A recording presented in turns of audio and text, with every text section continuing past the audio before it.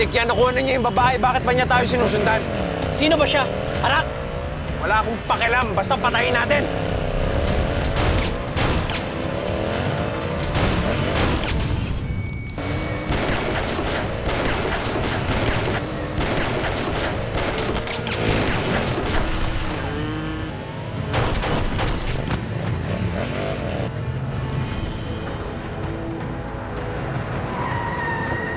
Akin yung malaki!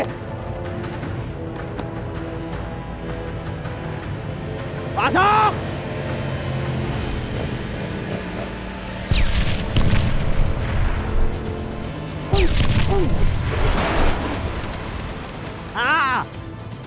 Siguraduhin yung patayan! Kita tayo sa warehouse! Of course, I miss you too. Tsumechempo lang ako, William. Sana mo na, baka makahalit ang asawa.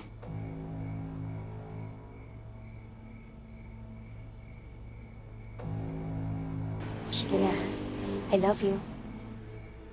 Oh, mahal, sino kausap mo? Wala yun sa charity.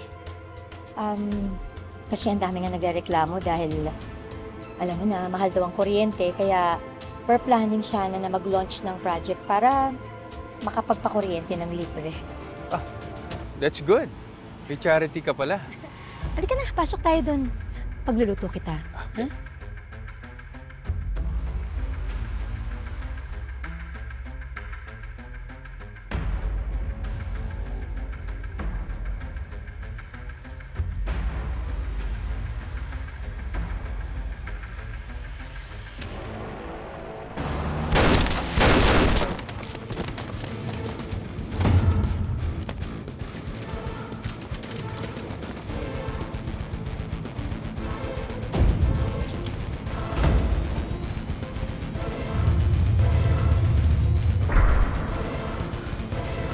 Hindi pa ako tapos sa inyo.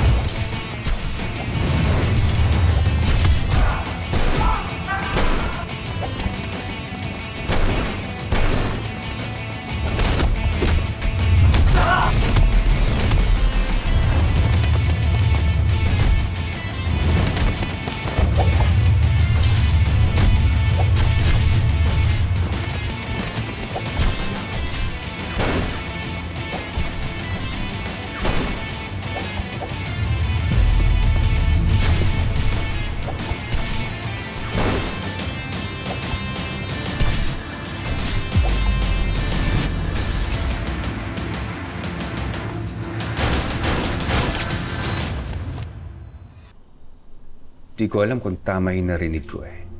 Pero, merong ka-I love you-han ng asawa ko sa telepono.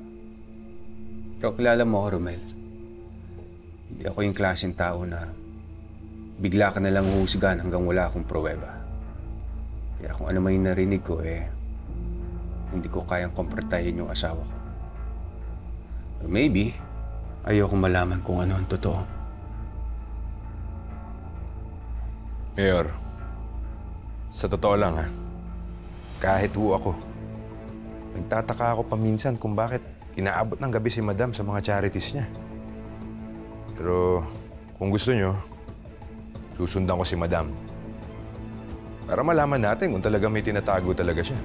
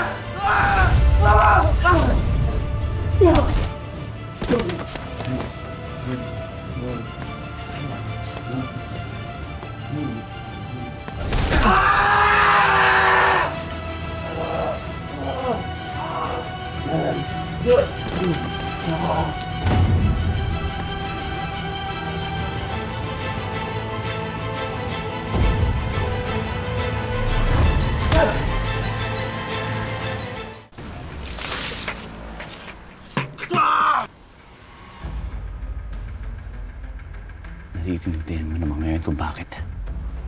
Di ba patay? Di ba patay ka na? Malas mo. Di ako madaling mamatay.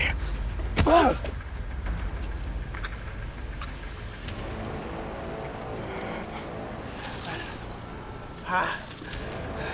Gumaganti ka lang, eh? Ramirez mo ka.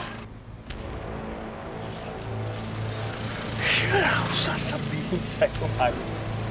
Wala akong sasabihin sa'yo.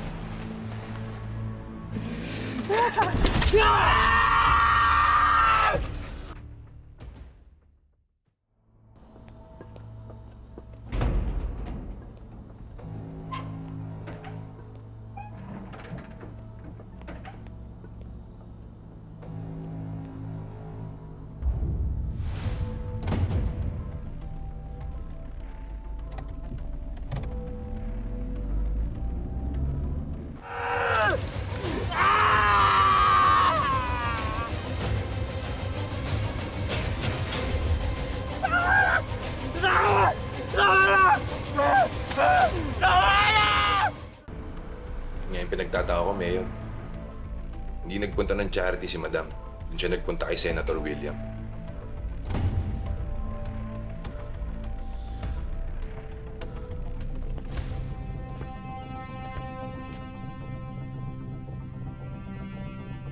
Bakit hindi niya sinabi sa akin?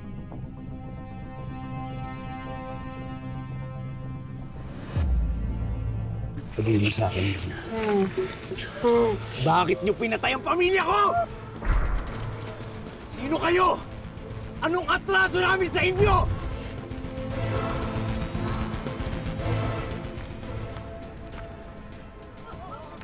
Hoy! Huwag nanakaw! Abangan ngayong Martes. Ano sabi mo? Anong nangyari kay Jasper? Lahat nanginginig pag nakikita. Maniningil na ng hustisya si Black Rider. Mata sa mata. Dugo sa dugo. Bayawak. Areglado, bossing. Tatay talagang drama. Sige na po, palit na po.